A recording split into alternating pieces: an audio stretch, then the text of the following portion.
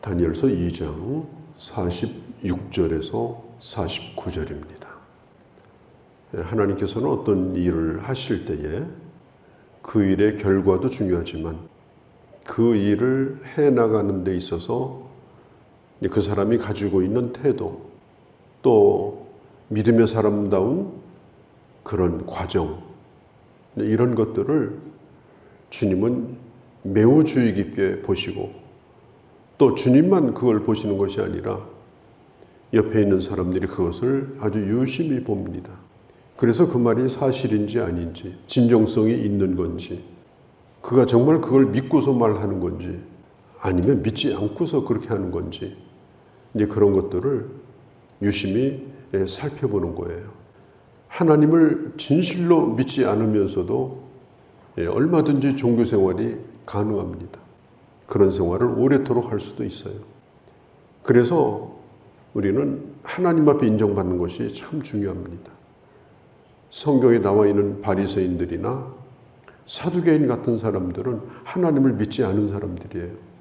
그럼에도 불구하고 종교 지도자가 됐고 종교 생활을 할 수가 있었거든요. 중요한 것은 뭐냐면 정말 나는 하나님을 믿는가? 그리고 하나님의 능력을 믿는가? 그리고 나는 그 하나님이 어떤 분인가를 믿을 뿐 아니라 믿음으로 내 입술로 고백하고 뿐만 아니라 다른 사람이 들을 수 있도록 그 하나님을 나는 선포하고 있는가? 그런 과정이 아주 중요합니다. 말은 믿는다고 하는데 행동이나 하는 것은 전혀 믿지 않는 것 같은, 믿음이 없는 그런 모습을 보여주면 하나님도 그를 어떻게 믿을 수가 있겠고, 또 옆에 있는 사람도 그가 믿는 하나님을 믿을 이유가 없는 것입니다. 다니엘은 나이가 아주 어린 사람입니다. 그런데 그 왕의 꿈을 알아내는 것, 그 다음에 왕의 꿈을 해석하는 그런 과정 가운데서 느부갓네살 왕이 그걸 유심히 들었습니다. 느부갓네살 왕이 깨닫게 된 게 있습니다. 그것이 뭐냐면은 하나님이 어떤 분인가 하는 것입니다. 내가 대제국 바벨론의 왕이지만 나보다도 더 높고 크신 권세자가 바로 여호와 하나님이시다. 또 나는 나라를 걱정하면서 이렇게 잠을 못 이루고 번민을 하지만 그 나라를 세우기도 하고 되게도 하고 망하게도 하는 것도 하나님의 주권 가운데 있다. 그리고 세상의 권세라고 하는 건 처음에는 금과 같이 휘황찬란하지만 결과적으로는 다 부스러지고 별 볼 일 없이 끝나는 것이다. 결국은 하나님의 나라만이 완성되어진다. 하나님의 나라만이 온 세상에 가득 차게 된다. 다니엘이 그 꿈을 해석하면서 단순한 해몽을 한 것이 아니라 하나님이 어떤 분인가를 분명하게 보여줍니다. 느부갓네살 왕이 다니엘의 그 말을 듣고 하나님이 어떤 분인가를 새롭게 알게 된 거예요. 다니엘은 이제 그런 과정 속에서 자기를 높이는 일을 하지 않았습니다. 그리고 하나님께만 영광을 돌렸어요. 성경에 보면은 이 사울과 다윗을 비교해 보면 사울은 매우 훌륭한 사람이었지만 자기를 높이다가 망한 사람이에요. 다윗은 아주 허물이 많은 사람이었지만 하나님만 높임으로 성공한 사람이에요. 그래서 이것이 아주 중요합니다. 나는 오늘 그 하나님을 믿고 있는가? 나는 그 하나님을 오늘 증거하고 있는가? 그분을 높이고 있는가 하는 것입니다. 그리고 구약성경 에스더서에 보면은 하만이라는 사람이 나오죠. 왕의 2인자죠. 왕은 아닌데 왕과 같을 정도로 그렇게 권력이 있던 사람이에요.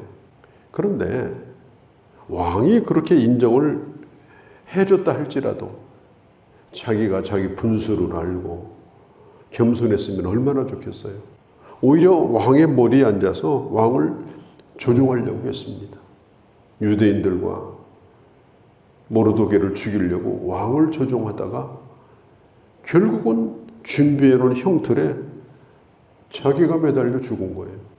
그러니까 자기가 누구인가를 망각하고, 그리고 자기 주인을 모르고 자기가 그 위에 올라가 앉으려고 하면 결국은 버림을 받는 겁니다.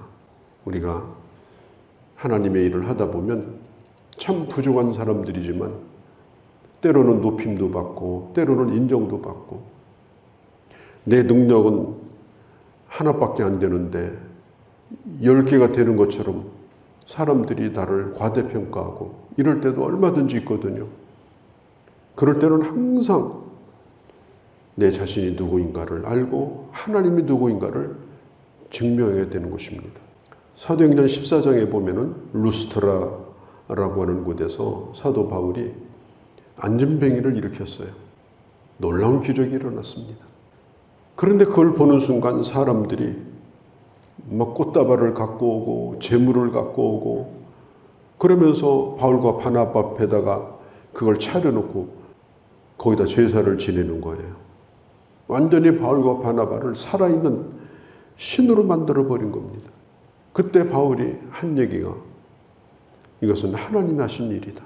그가 벌벌 떨며 두려워하면서 그가 말하기를 이것은 하나님이 하신 일이다. 우리는 아무것도 아니다. 우리는 당신과 같은 사람에 불과하다. 이렇게 함으로 그 위기를 모면할 수가 있었습니다. 그때 가만히 앉아있으면 이단이 되고요. 그때 가만히 앉아있으면 교주가 하나 나오는 거예요. 끝장나는 거예요. 그러니까 누군가가 나를 과도하게 높여줄 때 우리는 그때 내 자신이 누구인가를 항상 잊어서는 안 되는 겁니다. 이 느부갓네살 왕은 그때 당시 그 지역에서 가장 강력한 나라의 왕이었어요. 뭐 왕이 많았죠. 크고 작은 나라에 다 왕이 있으니까. 그 왕 중의 왕이 느부갓네살이었어요. 그런데 이 느부갓네살은 권력, 이 권위의 질서를 아는 사람이에요.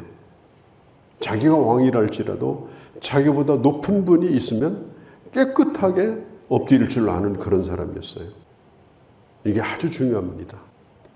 우리는 어떤 것을 내가 갖게 되면 모든 걸 자기 밑에다 다 두려고 그래요. 세상 권력자도 그렇고 교계도 그렇고. 그래서 문제가 생기는 거예요. 하나님이 내게 어떤 은혜를 주시고 권위를 주셨을 때 그 위에 아무도 없다. 그렇게 하기 시작하면 그건 이제 망조가 드는 겁니다. 느부갓네살 왕은 자기가 왕인데도 자기보다 높은 왕이 계시다는 걸 알고 그는 무릎을 꿇었던 사람이에요. 왜? 질서를 아는 사람, 질서. 이 질서를 아는 게 굉장히 중요합니다. 그래서 깍듯하게 무릎을 꿇은 거예요. 하나님은 이런 것을 보시는 겁니다. 우리가 조금이라도 뭘 이렇게 갖게 되면은 그걸 가지고 온 세상을 휘두르려고 하고, 그렇게 하다가 정치적으로도 그렇고 개인적으로도 그렇고 참 불행해지는 사람들이 얼마나 많습니까? 사실은 아무것도 아니거든요. 그런데 본인이 그걸 착각을 한 거예요. 이 질서를 아는 것이 얼마나 중요하냐. 예를 들면 이런 거예요. 로마 백부장이 자기 종이 병들었어요. 예수님에게 사람을 보내가지고 좀 종이 죽게 됐으니까 고쳐달라 부탁을 합니다. 그때 예수님이 가시려고 하니까 백부장이 하는 얘기가 이렇게 전가를 전합니다. 내 밑에도 수하가 있는데 내가 내 밑에 부하에게 찾아가서 부탁하고 찾아가서 말하느냐. 명령만 내리면 되는 거지. 주님이 오시지 않아도 그 자리에서 말씀만 하시면 될 걸 나는 알고 있습니다. 권세를 아는 거예요, 이 사람이. 주님을 오라가라 하는 것이 권세가 아니라 주님이 말씀만 하셔도 된다고 하는 그걸 인정하는 믿음을 보고 주님이 뭐라고 했느냐. 이스라엘 가운데도 이 백부장 같은 믿음을 본 적이 없다는 거예요. 그러니까 이 느부갓네살 왕이 어마어마한 권력을 가진 사람이지만 이 다니엘 같은 어린 소년 앞에 이 무릎을 꿇고 그리고 하나님의 권세를 인정했던 것은 누구를 통해서? 다니엘을 통해서 알게 된 것이다. 우리가 바로 그런 일에 쓰임받는 사람이 되기를 소원하고 범사에 하나님의 영광을 받도록 우리는 모든 일들을 해 나가야 된다라고 하는 것입니다. 몇 시간 전만 해도 죽음의 위기에 놓여 있는데 다니엘이 어느덧 왕이 자기 앞에 무릎을 꿇게 됩니다. 뿐만 아니라 몇 시간 전만 해도 죽음을 기다리고 있는 네노라고 하는 이 바벨론의 지혜자들, 박사들, 술사들, 이런 사람들도 다니엘 때문에 목숨을 건져요. 그들도 역시 다니엘 앞에 무릎을 꿇습니다. 비록 이 다니엘이 이 나이가 어린 사람이지만 왕이 48절에 온 바벨론을 다스리는 권세를 다니엘에게 주는 것에 대하여 누구도 이의가 없었어요. 하나님이 한순간에 다니엘을 이와 같이 인정해 주신 거예요. 왕도 인정하고 신하들도 인정하고. 47절에 보면 이 느부갓네살 왕이 하나님에 대하여 하는 얘기가 뭡니까? 하나님은 신들 가운데 유일한 하나님이라는 거예요. 하나님은 모든 걸 다 아신다는 거예요. 이 느부갓네살 왕은 어떤 사람이냐면 유대를 망하게 한 사람이에요. 예루살렘 성전을 다 허물어 버리고 성전에 있는 기구들을 다 가지고 오고 금은을 다 벗겨 가지고 오고 수만 명을 유대인들을 포로로 잡아다가 종으로 만든 사람이에요. 그런데 그 사람이 오늘 이렇게 무릎을 꿇고 하나님이 어떤 분인가를 제대로 고백을 하죠. 하나님은 47절에 신들 가운데 신입니다. 내가 신을 많이 모셔봤지만 그건 다 엉터리입니다. 하나님이 유일한 신입니다. 또 하나님은 모든 것의 주인입니다. 모든 왕의 주제시로다. 47절에 하나님은 모든 것의 주인입니다. 역사의 주인이십니다. 나라의 주인이십니다. 나의 주인이십니다. 또 한 가지는 47절 끝에 하나님은 은밀한 것도 다 아십니다. 나도 모르는 꿈을 하나님이 알아냈고 그리고 그 꿈을 해석까지 했습니다. 하나님은 모든 시간의 주인이시고 과거, 현재, 미래의 주인이십니다. 이게 누구 입에서 나온 거냐면은 다니엘의 입에서 나온 게 아니에요. 바벨론 왕이 이렇게 놀라운 고백을 하고 있었고 이제는 그 왕의 입을 통해 선포되는 하나님을 신하들이 듣는 그런 놀라운 기적이 일어나게 된 것입니다. 48절에 보면은 다니엘은 바벨론의 온 도를 다스리는 그런 왕의 2인자가 됩니다. 요즘으로 말하면 뭐 왕의 비서실장이든지 아니면 국무총리 같은 그런 어마어마한 그런 직책을 받게 됩니다. 또 한 가지는 이 다니엘은 49절에 보면 자기 친구들을 발탁해 가지고 나라의 중요한 일을 맡겼어요. 나를 위해서 기도해 줬던 친구들, 힘들 때 함께 곁에 있었던 친구들을 잊지 않고 무엇보다도 그들은 믿음 있는 사람들이니까 그들을 발탁해서 이 일을 맡기게 됩니다. 참 이 사람은요, 이 보통 이렇게 좀 유명해지면 자기 과거를 숨기려고 해요. 자기가 어떤 사람이었는가 얘기하지 않습니다. 자기가 본래 그런 사람인 것처럼 행세를 하고 옛날에 알고 지내던 사람도 이제 외면하고 이제 이렇게 해요. 그게 보통 사람들이 하는 일입니다. 그런데 이 다니엘은 그가 하루아침에 이렇게 성공하고 나서 어려울 때 자기 곁에 있었던 친구들을 발탁해서 그들은 같이 공부했던 동급생들이고 또 그들은 믿음 있는 사람들이었습니다. 그렇기 때문에 그들을 데려다가 이렇게 했어요. 나중에 믿음을 지키는 일에 있어서 그 어마어마한 시련도 이 친구들이 하나가 돼가지고 함께 이 문제를 풀어가는 그런 도움을 받게 되지 않습니까? 만일 다니엘이 자기 혼자 앉아서 이 모든 걸 다 차지했다면 아마 다니엘은 결코 성공하지 못했을 것입니다. 우리가 살다 보면은 너무너무 복잡한 문제들을 만나게 됩니다. 문제가 뭔지도 모르는 문제, 이게 답답한 거예요. 차라리 문제가 확실하면 풀면 되거든요.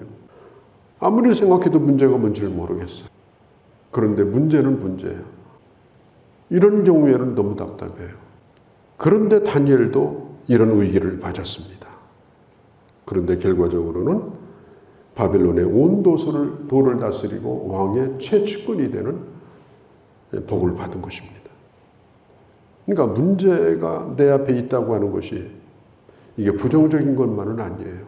이게 기회일 수 있고 이걸 믿음으로 대처하게 되면 그냥 평범하게 살고 끝내는 인생이 될 뻔했는데 하나님이 놀랍게 쓰시는 그런 기회로 삼으시는 겁니다.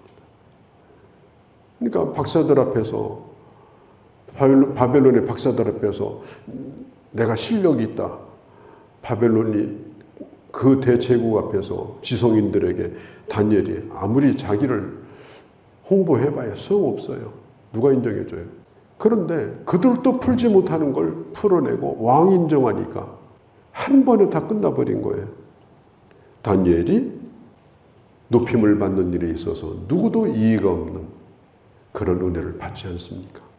오늘 우리가 이걸 통해서 볼 수 있는 것은 하나님은 문제를 만난다 할지라도 그 문제를 통하여 하나님께 영광을 돌리는 기회가 되고 또 나도 영광스럽게 되어지는 그런 복을 받게 되어진다. 이걸 우리가 잊지 말고 하나님 영광을 드러내는 도구로 귀하게 쓰임받는 주의 자녀들이 되어주시기를 바랍니다. 거룩하신 우리 아버지 하나님, 우리는 얼마나 부족하고 연약한지 조금만 되는 듯 싶고 조금만 높여주면 감당을 못하여 교만하여 스스로가 쓰러지고 나중에는 아무것도 아닌 존재가 되어버리는 그런 일들이 얼마나 많습니까?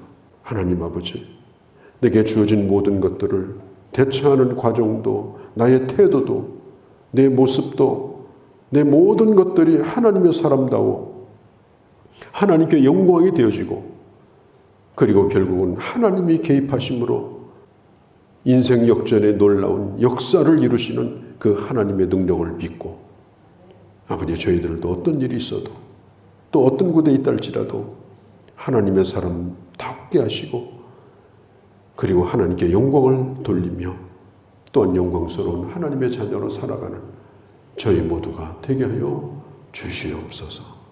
우리 주 예수님의 이름으로 기도하옵나이다. 아멘.